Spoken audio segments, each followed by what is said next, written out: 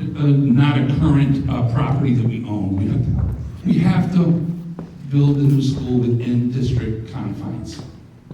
So there's limits there. Yes, please.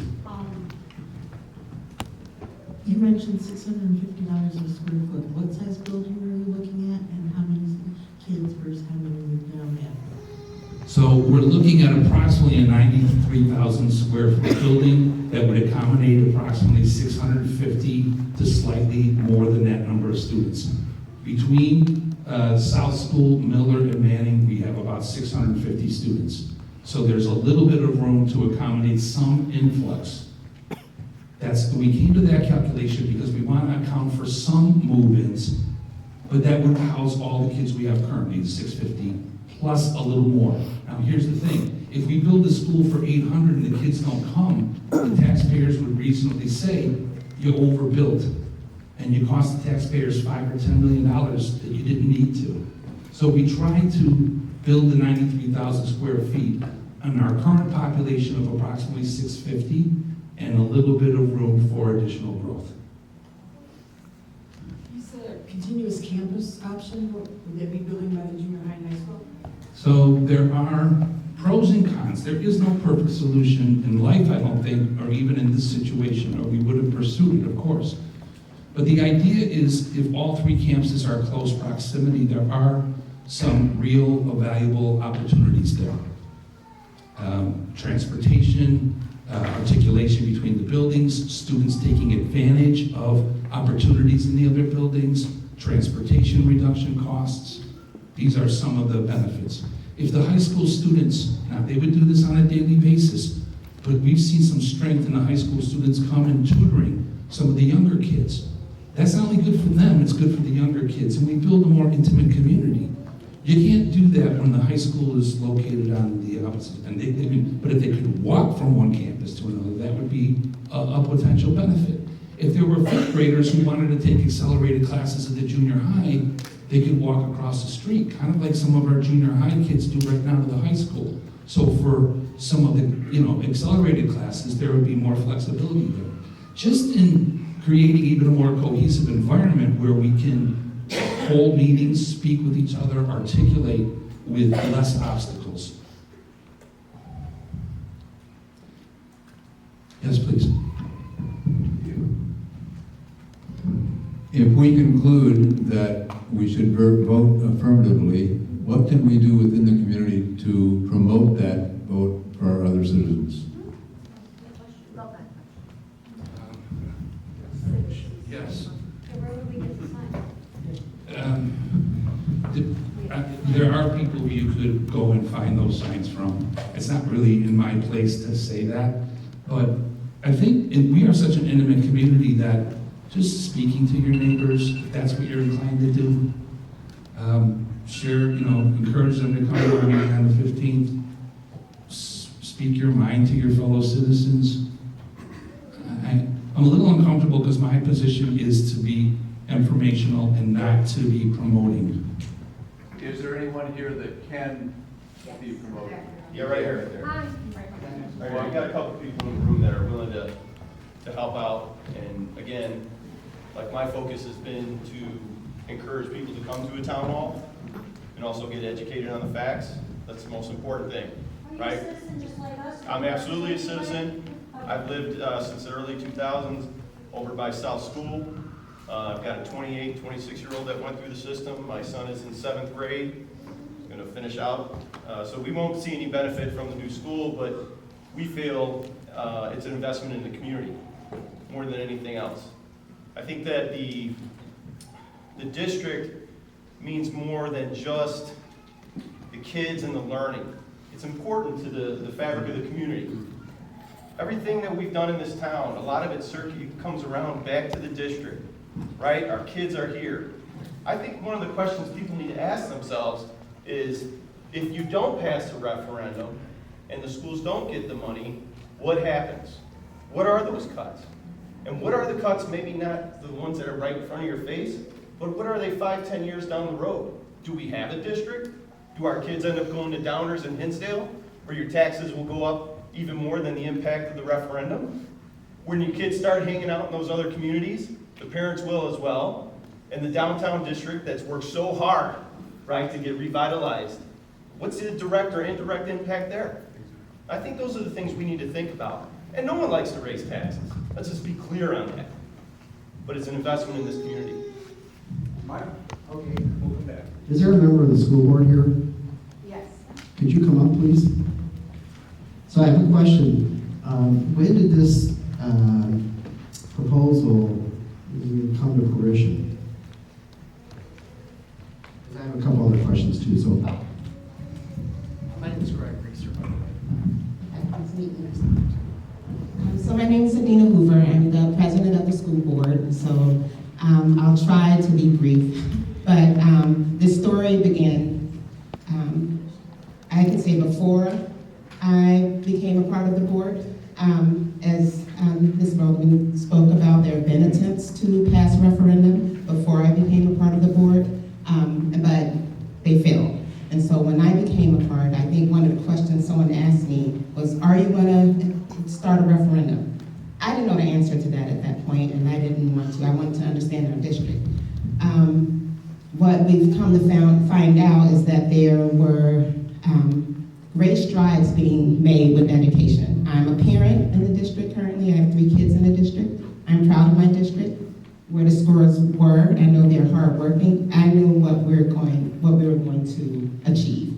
But I started to ask about our buildings and, what happened here with the care of, in particular, our elementary school buildings. How do we repair? How much money do we have to repair or replace? There's problems with HVAC, there's problems with asbestos, there's mold. How do we repair this? And we ask that over and over again. When did this start? When did this start? This proposal, it started when we started to ask those questions and started to get a facility report. Like May, And June, July this year? no, years, a couple years ago, 3 years ago. So when was our facilities planning committee initiated on this? What is this question? The question was, when was the facilities planning meeting initiated? This started years ago, 2, 3, 4 years ago, when they started to plan. We had our previous architects involved. What is needed? What do we need to sustain these buildings? And we started to get more and more information that there's much to be done. A lot of Band-Aids used to get done what we needed to get done for these buildings to keep it moving. But we have thousands, hundreds of thousands of dollars of work to be done, millions of dollars of work to be done. We were able to get the junior high HVAC system completed. That's through a bond issue, that we can't use that to replace and rebuild, as Mr. Baldwin said. So this work has been done over the last few years. Committee meetings, we've invited always, community members are invited to do that, where we've started that work to find out what can we do, and we're learning that the can has been kicked down the road for so long, and we need to do this now. So in the last couple years, we did a bid process for our architects, we did a bid process for our construction workers to come in to help us investigate our buildings, and then this past summer, we started the work of speaking to our community to say, okay, now we're at this point, we know what we need, and we know what we have to do. The process to ask the community to invest again, and we started to ask our community this summer, what do you see as a fix? We started with doing nothing, renovating, or building new. So, I don't know if anyone wants to add. Do you have support If in the you- board docs for your plans? What's the question? Do you have, I'll come back. do you have support for your meetings years ago in the board docs? Well, we have our You meetings do? documented, and You we do? have the meetings that we have at our communities documented. You It's do? on our website. Okay, all right. Sorry, we have it. But we'd like to know what was discussed regarding the sale, purchase, or lease of property, and the use of the public body. The board was in closed session in that Yes, 3 times. yes. And the facilities, meetings, planning committee meetings aren't posted. Just the agenda, not the minutes. Those that those are not recorded meetings, the committee meetings. Transparency. The meetings are open, completely open. They're not recorded like our board meetings. And yes, lease are not, they are audio recorded, but they're closed because it's regarding the lease and sale, as specifically stated in the policy by law that we discussed that. And if any business person knows when you're buying and negotiating, those should be in any business, closed initially. And then what comes of that, when we can disclose that, we do. Can I say this? Not everything is gonna be in the board document. It doesn't take a genius. If you're elected to this Board of Education and you walk through these schools and you listen to the employees and you listen to the parents who inhabit this place, to see this is not right. If we're in the top 5% or higher for academic achievement, we're in the bottom 20% for facilities. That I know. So the idea that something had to be done is no mystery. If you walk through this building, it's not at the level of quality of who we are as a school district or our CUSD 201 community.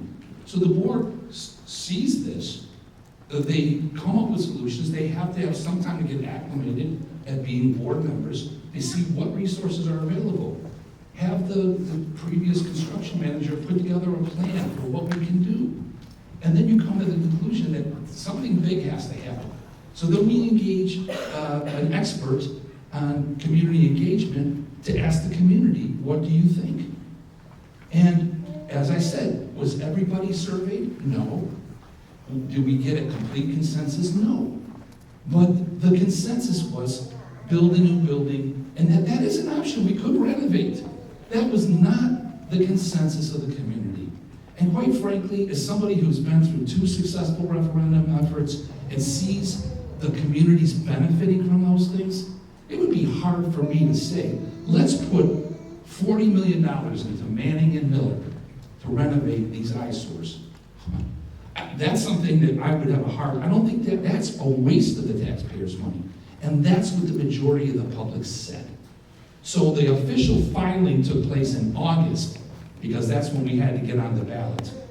So that gives you a, but when Dr. Hoover says it's been years, it's been years. And previous boards came to the community and said, would you support a referendum? The answer was no. Would you support a referendum? The answer was no. Would you support a referendum? The answer was no. Now we sit here. So to answer the question directly, it's been years that the board and this community has been thinking about doing something significant. The actual meetings for this effort started in late spring, went through the summer, and are continuing. We filed in August for the November ballot. So what are the contingencies should this not pass? We'll come again in April. What's that? We will come again in April. All right. We'll try it again.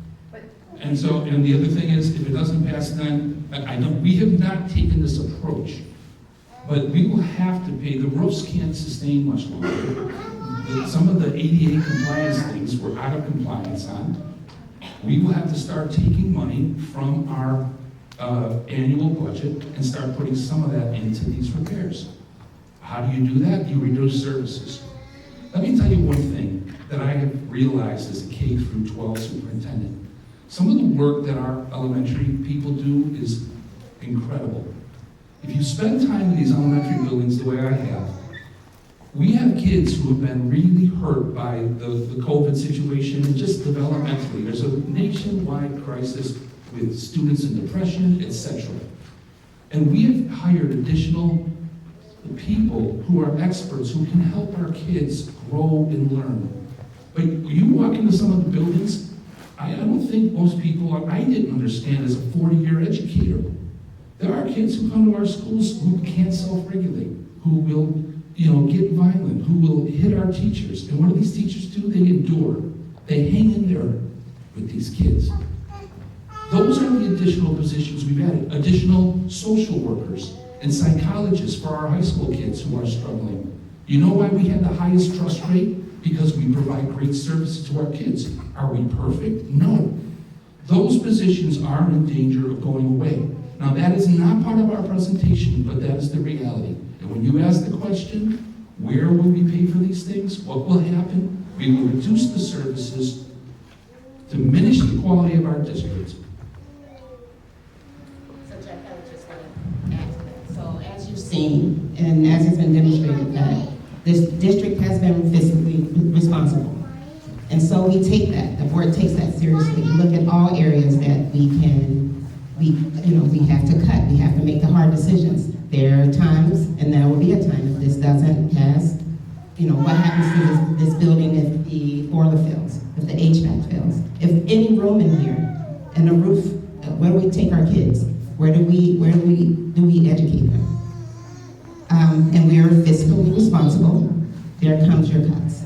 And so we're doing this fine job in bringing in experts that help our children, IEP or not, gifted or not, they're helping our children, they're advancing with education. If we have to take that money out of that bucket where we're using it to build our wonderful district, that's gonna come at a cost. And people ask, let's take that further down the line. Your schools are not doing so well. What does that do for your property value? What does that do for new families that are looking to come into our district? They don't want to come. That affects each and every taxpayer here. I don't want that. And I'm not that, I'm more of the optimist. I see us continuing to build our district and where people are coming. People ask me, and some people pointed out before I found out, I see your district is getting a new award. What are you guys doing there in Westmont? You're doing fine things. Our surrounding neighbors. We're going to continue to build on that, and that's what this school board is trying to do. And we didn't want to take it for granted that we're in a place that we're going to make the decision. Over and over again, we asked for input from our taxpayers. And that's what we did in the late spring and summer. We did it before when we were getting a new construction manager. We're always asking for that and asking for that buy-in and the expertise from our fine community. But we're looking to move forward from this point. Nationwide, we have a declining population. People aren't having kids like, my family was 6 in our family. Now people are having maybe 1 kid or 2 kids. And so there's a declining school population too. I mean, that has to be looked at. While this brings back old memories, I went to school here. I've been in Westmont since 1953. And but yet things do fall apart. Things need to be maintained. At the same time, we have a declining population. We have South School with that. We lease out half the school to a private organization. No, we have our preschool program there. Yeah, but our preschool Is that program. 201? That's 201's preschool, yeah. But I didn't know if you had some other way in which to put where we can put our students. These are the questions that people have asked me, and that's why I'm at this meeting. And I'll tell you what, you're doing a fantastic program. Well, thank you for saying that. It's not a matter of enrollment. We're not building new because we need more space. It's the quality of the space, and it's the cost of the space, and it's the investment in space that is at the replacement stage. So we could continue to educate kids in the buildings that we have, but we don't think it's going to require significant repairs. So it's not a matter of enrollment. And even our enrollment projections, that's why we're not building a new building for 800 students. We're building it for a few more students than we have currently, if that makes sense. Okay.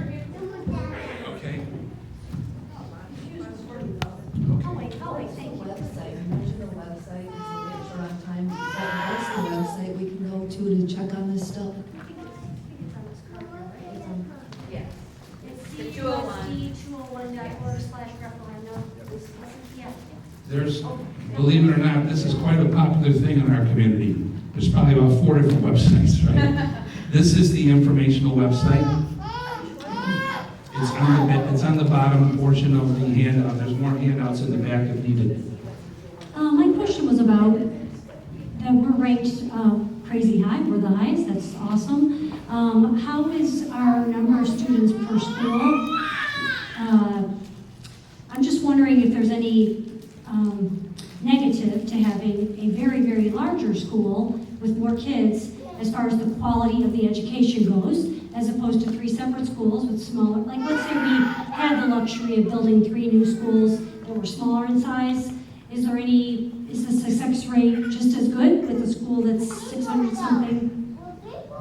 600 students is pretty much a standard size elementary school, if you will. Well, maybe that big. Absolutely. Okay. We're not jeopardizing that. Okay. And the idea of building 3 new schools, I don't know that the community wanted that. But no, I appreciate, but to your point, which is well taken, we can sustain this excellence and I believe enhance it with 1 school of 600 plus a few students, yes. I want to address this to you guys back there. It seems to me that this has been very persuasive, but my guess is that a fair percentage of Westmont residents don't know a lot about this. And it's so easy to vote no on a referendum. I wonder if there's anything that we who are here can do as we walk out here tonight between now and the election to promote this and spread the word and increase the chance that this will prevail. Plenty of opportunities to get involved. You just talked to us on the way out. I encourage everybody to do that.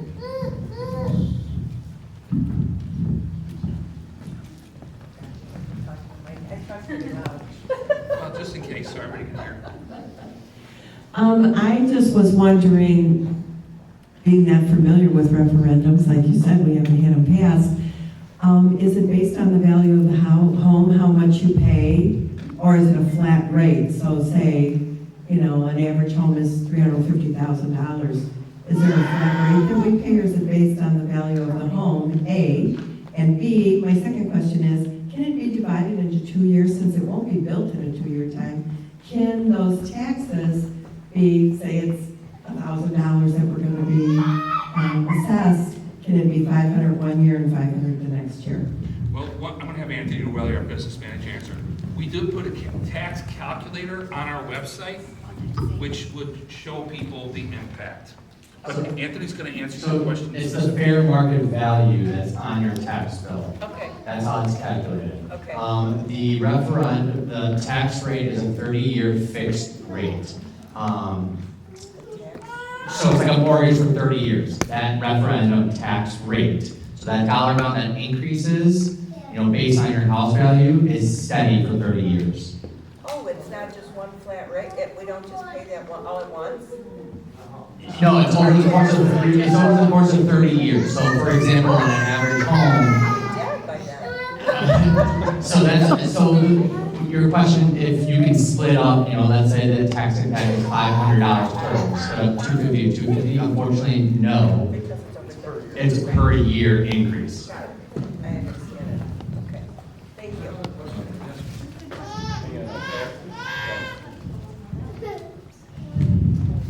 As far as funding, state, local, federal, has anyone been in touch with people, or?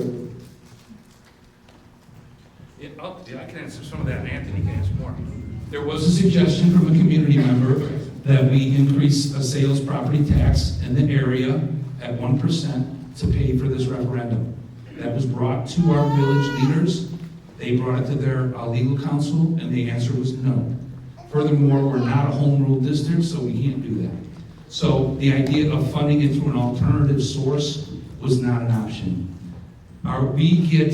Because of who we are as a district and the way that schools are funded in Illinois, the majority of the resources come from local property taxes and taxpayers and business, the business community. The state and feds provide a small portion also. there's generally not grants for building a new building. It has to be something that the community decides that they want to do. And as I've mentioned, we're not the first, we're not in the middle, we're one of the last communities to take this option. Do you want to say more? Yeah, for example, on tonight's board agenda, there's a school maintenance grant that the State Board of Education distributes to school districts that qualify. The maximum of that grant is always $50,000. So that's from the State Board of Education. And then Mr. Alderman explained the sales tax, that's still a referendum vote, but it has to start from the county level down to the village. The district can't organize that. To your point, I want to say this, because this is something most people don't know.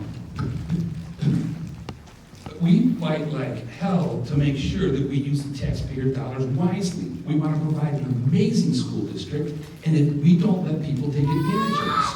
We were vigilant to the point that there were people who wanted to be educated in our school district because it's a great school district. Families that moved in that we think didn't actually reside here. So we took a very aggressive stance to protect the taxpayers and say, we don't believe you live here, you should go to a different district. They fought us. The Regional Office of Education said, just let them in. The Illinois State Board of Education said, listen, just let them in. Our own attorneys said, it'd be a lot easier if you just let them in.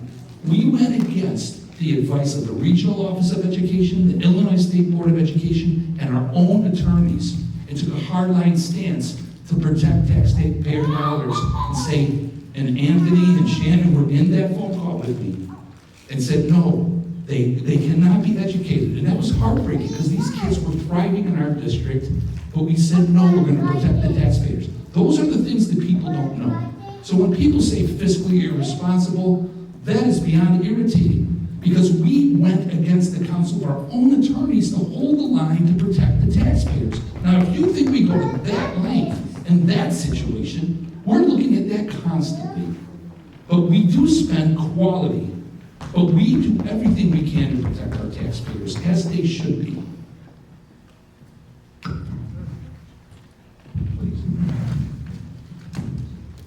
I wanted to point out that on all these websites, there's nothing about the size of the building, the number of schools you're looking at, and those are the details that I need to know. What is the specific question? The actual question is, with financing and all this, what happens to the TIP money? Manning is supposed to be getting TIP money, but if it's not here, does that money go?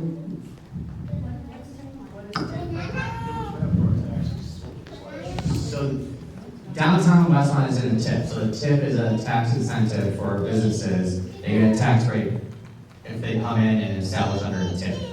Back when the TIP was initiated by the village, there was an agreement that any surplus in a tax year goes to Manning only and update the facilities.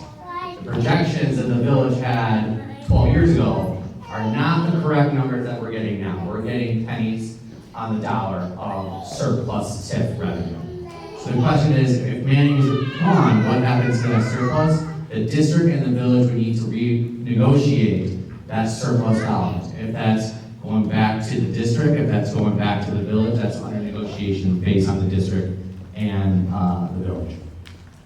I'd like to ask a question.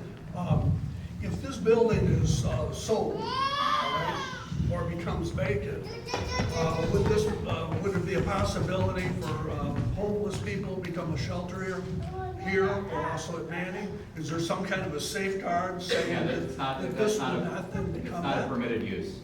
That's not a permitted use for the central business district. I mean, you know, they're put in everywhere else. Yeah, it's not a permitted use. So we have your guarantee that that would not happen. It's not a permitted use. It's a good question to safeguard, but it is. So I'm going to start off by saying I'm not against a new school because I have two little ones that will benefit from it. But when we talk about fiscal responsibility, we talk about numbers. If we come with a business plan, which is how most things should be done, you would have a building design, you would have a location actually secured. You guys are asking for $70+ million. You guys have no security in anything. So if you guys did get the vote on the yes referendum, what's to keep you guys from actually changing plans? You guys can build a building that maybe us residents don't want. You guys don't have a design in place. And high schools that have gone through referendums have gone through those problems before. So what's to keep you guys from changing The the design, first of all, I'm gonna have our architect, Rob, introduce himself to us. But one thing that would not be fiscally responsible is having a complete design of the building and spend that money, because that costs money, right, to our architect, Rob? And then it doesn't pass. So now we have spent the district's money on design plans, and the community has said no. So the no has to come before a detailed design of a new building. What you said, if you guys put it through and the citizens don't want that design, you guys already get your yes. But if you guys create that design, it's not something that citizens want, or we think that's actually gonna work. Which part of it, the design of the building? The design of the building. I mean, when you guys get yes, you guys get your money. You guys get to do what you want with it. So I come from the finance background a little bit, so that's why I'm asking these questions. I'd like to have our architect who's built many school buildings to maybe weigh in on that. Good evening, everybody. I'm Rob Vogel from Leggett Architects. We believe, and what we talked about with the board, is having a very open and collaborative process. We believe that it's a school for the Westmont community, and you are the stakeholders that should have a say in the design. So while we will lead that process, we want your input, we want the board's input, we want the staff's input. So again, I think it would be a very transparent process where we would involve the community and certainly bring, have meetings like this where we bring the design to you and let you see and comment on the process. Okay, so you guys will have those meetings for design, you're saying, but you guys won't just throw it out there, because like I said, what's to keep you guys to say that's design, that's what we're sticking with, because we have a budget that we have to stick with, and that budget, if we change the design, your $650 per whatever your square foot cost is, it's now gonna be $750 because of what has changed. So now you guys are, like I said, the building could change, we'll go smaller, it could not be designed we want, or we might not get the location we want. It might be way farther north that, like I said, it's not efficient for people that are south of the tracks. And those are some of the different variables that we So, what I'm saying is, when you're asking for $70+ million, you guys don't actually have a plan in place. If you guys say enough for referendum, we're coming in. That's not true. Let me say this. Did you hear the first part? I mean, how do we, so Leggett is a reputable architecture firm that's worked with schools all around Illinois. It's not the way to do it, to design the whole building first and then ask the taxpayers, because guess what? Architects get paid. And it would take a considerable amount of money to have a complete design, and then, let's say the referendum does not pass, we just spent a considerable amount of taxpayers' dollars with no purpose. Now, as far as location goes, we know what our budget is. We have to remain within that budget. And we're in the process of negotiating the best deal for the taxpayers. So that detail, I would argue, you are correct, that is the one detail that we have not completely divulged to protect our district's finances. But the design of the building comes after the approval. That's standard operating in districts. It's not done the other way around. But you probably need to know the location in the first place before you can even get the design, right? That's true. That all comes You have first. multiple rough drafts. I mean, it's not as you have to design every inch of the building. We're saying is, when anybody goes into any type of business plan, if I'm gonna go through for a business loan, they better have everything in clear ducks in a row. That's sometimes 12-month planning, where you guys, I don't know what you're planning, how long it's actually been in place. It seems like it's been kind of rushed together.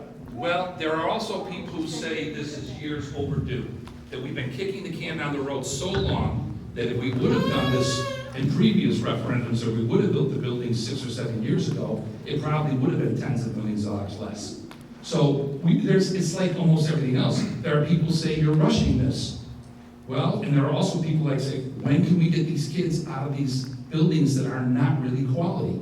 Why are we waiting so long? So there's different opinions on that. But I do appreciate what you said about the design of the building. And because every detail will not be done. And I understand we would all like to see that, but it will be a collaborative process. We have a history of collaborating with communities. That could be researched.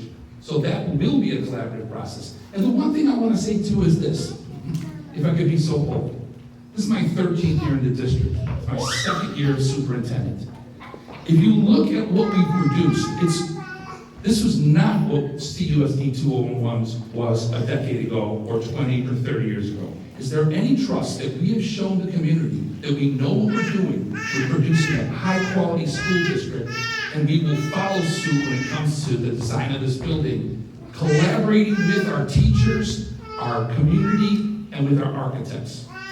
And the location is something that we are negotiating to protect the taxpayers. Yes, I just wanted to address that too, because that was the community decision not to preemptively invest that money when we hadn't been given sort of the green light for the project. So that was an effort to honor the taxpayers. But also that there is a very real consequence of not passing, like you had asked, what are the contingencies, right? The contingency, sure, is to say we can try again in April. The reality is, if we try again in April, we're now bumping this project a whole other school year, which is increasing the potential of the cost of making that happen. But, you know what I mean? So there are very real sort of dominoes that fall along the timeline. And so I think that is the piece that's tricky, right? It's frustrating to hear, oh, where did this come from? This is being rushed. I mean, I've been paying attention since my kid was in school. I am guilty of knowing that I lived in this community for a long time before I paid attention to school board meetings. But since my kids have been in school, these discussions have been happening. So it's just a little tricky to try to like whitewash what this timeline looks like. Going in November allows for an opening of 27 fall. If we wait till April, it's 28 fall.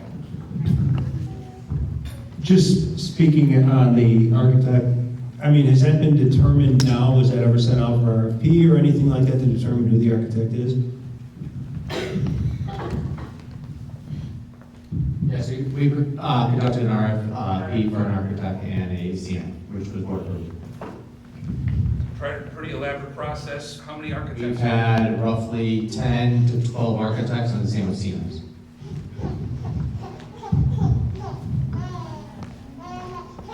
Hi, I grew up in a school district that provided refunds to the taxpayers if they were to spend, less than budgeted for in the tax year.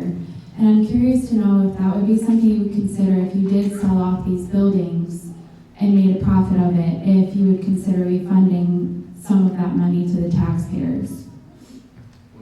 Yeah, from the sale of The sale of the properties would offset the potential of buying property. So there wouldn't be, it would be a cost neutral. So it would just offset it, It would wouldn't actually be a offset, profit. correct. Your question though, with this funding level, our pledge is to not ask for additional increases and to spend the money wisely as possible and get great results. Is that pledge in writing and legally enforceable? Well, the direct answer is no. But it's all over our materials, and I think, no, it's not, but realistically, I mean, it's an elaborate answer, but the quick answer is, there's a certain amount of trust in this. In the track record, the fiscal responsibility, the academic excellence, I hope gets us a little bit of latitude that when we say we're going to actually collaborate with people when we build this building, that we will. And that we will not look for additional funding for decades to come, that we will be in a position to be able to hold to that.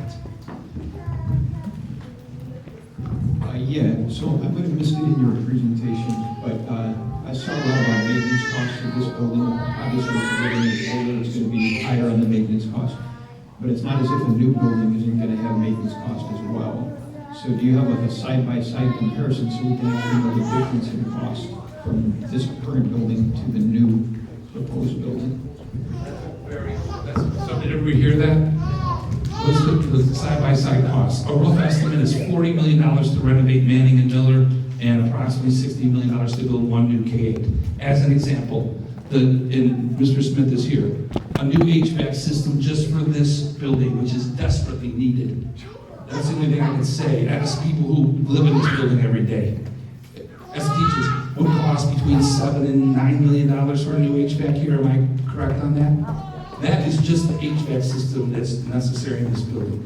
But we can give you more, yes, please. Just to be clear, I understand if you don't have these figures right here and now, but I'm talking like a 10-year average, where you could break it down the cost per year of the next 10 years versus the cost of a new building, average cost per year? So on an average estimate, consolidating the two buildings with energy efficiency, staffing, you're consolidating two buildings into one, it's roughly $700,000 per year of annual savings. Okay. To break down that, we could break down that. What percent is that though? You know what I'm saying? Like, are you spending, I'll throw out a fake number, 5 million per year versus 5,700,000? It's not very significant by comparison.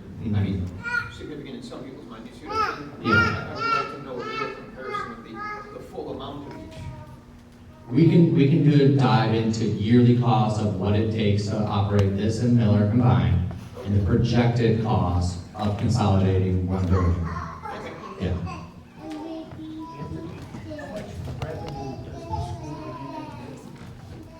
How much revenue does the school district bring in each year?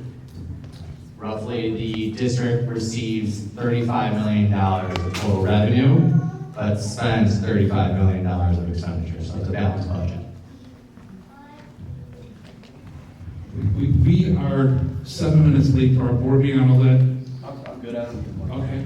I would just say, you brought up trust just a second ago, and one thing that hasn't got mentioned, maybe in my opinion, is how awesome our teachers are, and that student-teacher trust factor. And when Adina was talking about cuts, it made me start thinking to myself, like, it would be terrible if we had to cut services for kids. It'd be terrible if we had to cut teachers and have larger class sizes.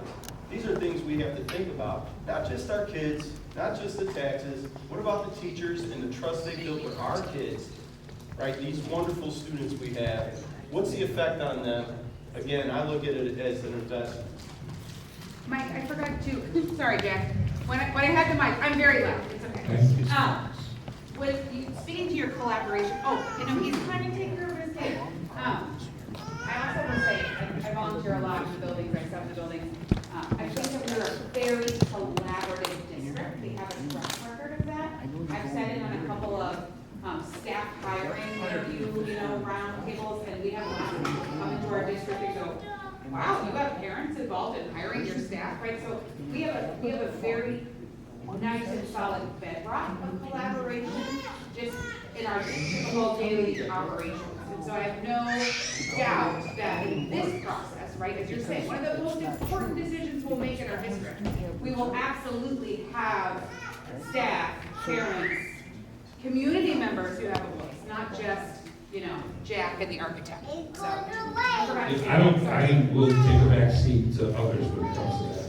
Of wanting to open things, they need to. But we do win awards for being some of the most collaborative schools in the country. We're not going to stop when it comes to designing our building for our community.